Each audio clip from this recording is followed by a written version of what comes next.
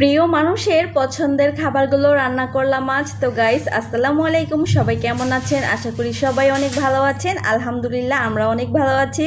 তো দেখতেই পাচ্ছেন আমার হাতে আছে কাঁচা কাঁচা পেঁপে, আর এই পেঁপে দিয়ে আজকে মজার মজার রেসিপি তৈরি করব। তো গাইস, কাঁচা পেঁপেগুলো আমি পিস পিস করে কেটে নিয়েছি। এখন পেঁপেগুলো সিদ্ধ করে নিব। তো তার জন্য সুন্দর করে একটা সসপ্যানে সিদ্ধ বসিয়ে দিয়েছি। তো গাইস, আমি ছাকনা দিয়ে ঢেলেও রেখেছি, আর এখনই আমি রান্না বসিয়ে দিব।